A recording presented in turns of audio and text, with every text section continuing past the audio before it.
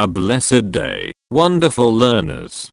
Get ready to embark on a learning journey as we delve into the video discussing the rehabilitation and management of national offenders, an overview of the Philippine correctional system. Stay safe, and may you always be blessed. Join me on the Teacher Lumaban YouTube channel for insightful content. Commit your way to the Lord, trust also in him, and he shall bring it to pass. Psalm 37 verse 5.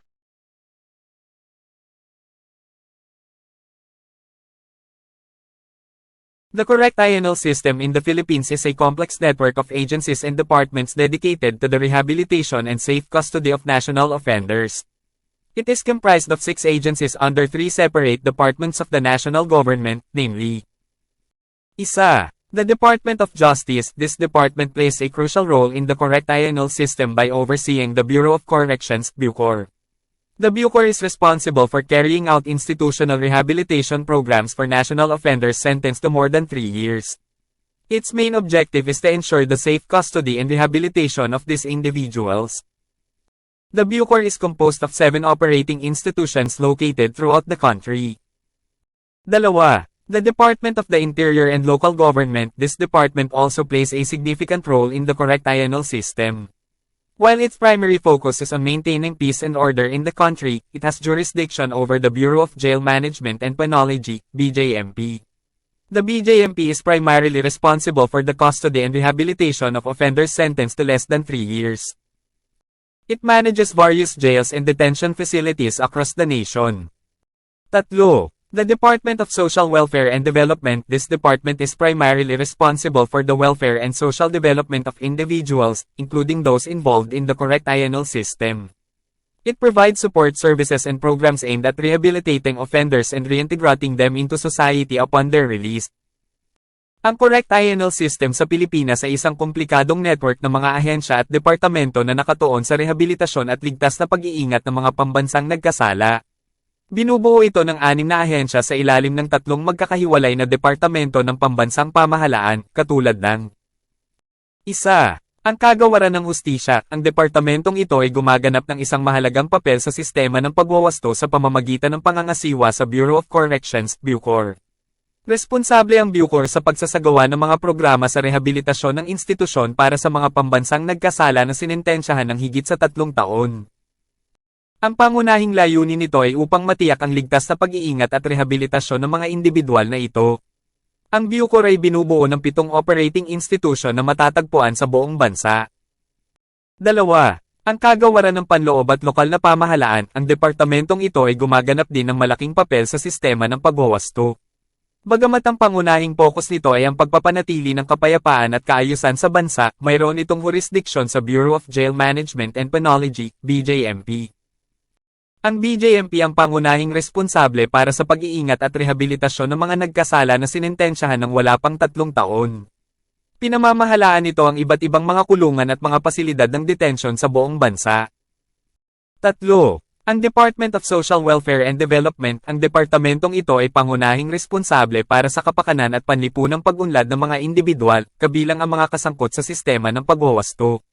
Nagbibigay ito ng mga serbisyo at programa ng suporta na naglalayong i-rehabilitate ang mga nagkasala at muling isama sila sa lipunan sa kanilang paglaya. The Bureau of Corrections, BUCOR, under the Department of Justice, is a key agency within the correctional system. Its central office is located in the New Bilibid Prison in Muntinlupa City, Metro Manila, where the Director, Assistant Director, and General Administration staff carry out official functions. The BUCOR's mandate revolves around the rehabilitation of national prisoners, and its slogan emphasizes the importance of restoring the dignity of individuals. Ang Bureau of Corrections, BUCOR, sa ilalim ng Department of Justice, ay isang pangunahing ahensya sa loob ng correctional system.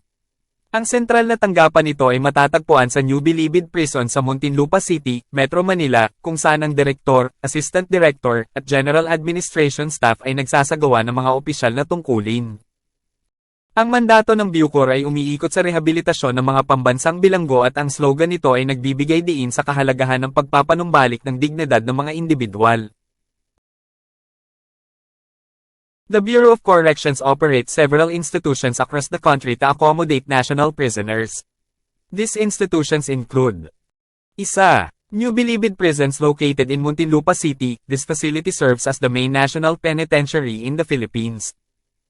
Dalawa, Correct INL Institution for Women situated in Mandaluyong City. This institution focuses on the rehabilitation and welfare of female offenders. Tatlo, Iwahig Prison and Penal Farm located in Puerto Princesa City. This facility provides a unique approach to rehabilitation by incorporating farming and agricultural activities for prisoners. Apat, Davao Prison and Penal Farm situated in Davao del Norte. This institution emphasizes productive work programs for prisoners, such as farming and handicraft production. 5. Sablayan Prison and Penal Farm found in Occidental Mindoro. This institution employs various rehabilitation programs, including vocational training and educational opportunities for prisoners. 6. San Ramon Prison and Penal Farm located in Zamboanga City. This facility aims to rehabilitate prisoners through a combination of work programs, education, and skills training. 7. Leyte Regional Prison situated in Leyte. This institution provides comprehensive rehabilitation programs and services for national prisoners in the region. Ang Bureau of Corrections ay nagpapatakbo ng ilang mga institusyon sa buong bansa upang mapaunlakan ang mga pambansang bilanggo.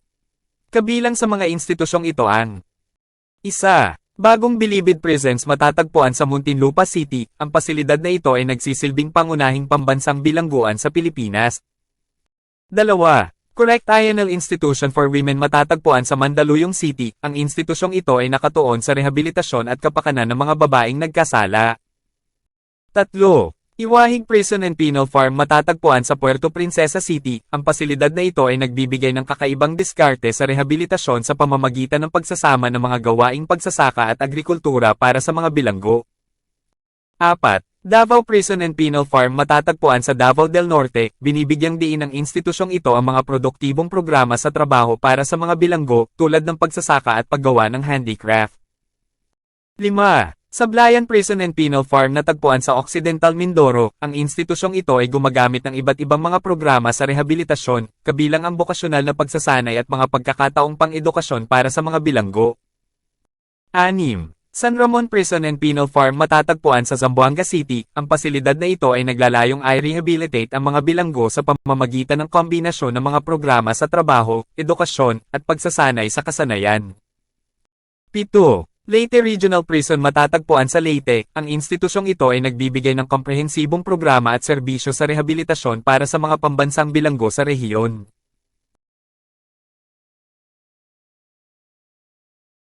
These operating institutions offer a wide range of institutional programs to support the rehabilitation process. These programs include: Isa, Inmate Work Program. Prisoners are given the opportunity to engage in productive work activities, such as farming, handicraft production, and other vocational training programs. This not only helps occupy their time but also equips them with valuable skills for their reintegration into society. 2. Healthcare. The Correct INL system prioritizes the health and well-being of prisoners by providing medical and healthcare services. This includes regular check-ups, access to healthcare professionals, and necessary treatments. 3. Education and skills training. Recognizing the importance of education and skills development, the Correct INL system offers various educational programs, including basic literacy, vocational training, and even higher education opportunities. These programs aim to equip prisoners with the knowledge and skills necessary for their successful reintegration into society. 4. Recreation and sports. In order to promote physical and mental well-being, the Correct INL system encourages recreational activities and sports programs for prisoners. These activities not only provide a means of physical exercise but also serve as a source of entertainment and a way to develop teamwork and camaraderie. 5. Religious guidance and behavior modification. The Correct INL system recognizes the role of spiritual and moral values in the rehabilitation process. Therefore, it provides religious guidance and counseling services to prisoners, encouraging them to reflect on their actions and make positive changes. Additionally, behavior modification programs, such as the therapeutic community approach, are implemented to address underlying issues and promote personal growth and accountability.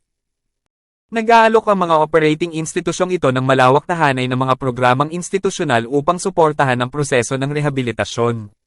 Kasama sa mga programang ito ang isa. Programa sa trabaho ng mga bilanggo. Ang mga bilanggo ay binibigyan ng pagkakataon na makisali sa mga produktibong aktibidad sa trabaho, tulad ng pagsasaka, paggawa ng handicraft, at iba pang mga programa sa pagsasanay sa bokasyonal. Ito ay hindi lamang nakakatulong sa pag-okupa ng kanilang oras ngunit binibigyan din sila ng mahahalagang kasanayan para sa kanilang muling pagsasama sa lipunan. 2. Pangangalaga sa kalusugan. Ang sistema ng pagwawasto ay inuuna ang kalusugan at kagalingan ng mga bilanggo sa pamamagitan ng pagbibigay ng mga serbisyong medikal at pangangalaga sa kalusugan. Kabilang dito ang mga regular na check-up, pag-access sa mga profesional sa pangangalagang pangkalusugan, at mga kinakailangang paggamot. 3. Edukasyon at pagsasanay sa kasanayan. Kinikilala ang kahalagahan ng edukasyon at pag-unlad ng mga kasanayan. Ang sistema ng pagwawasto ay nag-aalok ng iba't ibang mga programang pang-edukasyon, kabilang ang pangunahing literacy, pagsasanay sa bokasyonal, at maging ang mga pagkakataon sa mas mataas na edukasyon. Ang mga programang ito ay naglalayong bigyan ng mga bilanggo ng kaalaman at kasanayan na kinakailangan para sa kanilang matagumpay na muling pagsasama sa lipunan. 4. Libangan at iSports. Upang maisulong ang pisikal at mental na kagalingan, hinihikayat ng Correct INL System ang mga aktibidad sa paglilibang at mga programa sa palakasan para sa mga bilanggo. Ang mga aktibidad na ito ay hindi lamang nagbibigay ng isang paraan ng pisikal na ehersisyo ngunit nagsisilbi rin bilang isang mapagkukunan ng libangan at isang paraan upang bumuo ng pagtutulungan ng magkakasama at pakikipagkaibigan. 5. Patnubay sa relihiyon at pagbabago ng pag-uugali. Kinikilala ng sistema ng pagwawasto ang papel ng mga pagpapahalagang espiritual at moral sa proseso ng rehabilitasyon. Sa makatuwid, nagbibigay ito ng mga serbisyo sa paggabay at pagpapayo sa relihiyon sa mga bilanggo na hinihikayat silang pag-isipan ng kanilang mga aksyon at gumawa ng mga positibong pagbabago. Bukod pa rito, ang mga programa sa pagbabago ng pag-uugali, tulad ng Therapeutic Community Approach, ay ipinapatupad upang matugunan ang mga pinagbabatayan na isyo at isulong ang personal na paglago at pananagutan. Through this comprehensive institutional programs and services, the Correct INL System in the Philippines strives to rehabilitate national offenders and prepare them for successful reintegration into society.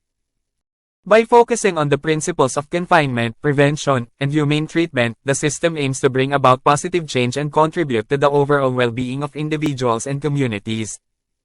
Sa pamamagitan ng mga komprehensibong programa at serbisyong institusyonal na ito, ang Correct INL System sa Pilipinas ay nagsusumikap na i-rehabilitate ang mga pambansang nagkasala at ihanda sila para sa matagumpay na muling pagsasama sa lipunan. Sa pamamagitan ng pagtutok sa mga prinsipyo ng pagkakulong, pag-iwas, at makataong paggamot, ang sistema ay naglalayong magdala ng positibong pagbabago at mag-ambag sa pangkalahatang kagalingan ng mga individual at komunidad.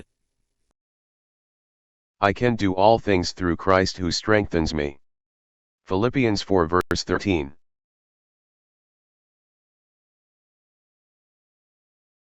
I hope you enjoyed and learned something new from our topic learning guide to criminology, correctional administration. If you learned something from this video, please give this video a thumbs up. Don't forget to share this video with your friends. If you have comments, questions, or suggestions, you can leave a message in the comment section below. Thank you very much for watching my videos. Hoping that we meet again in my next video, and God bless you always. It is the Teacher Lumaban YouTube channel.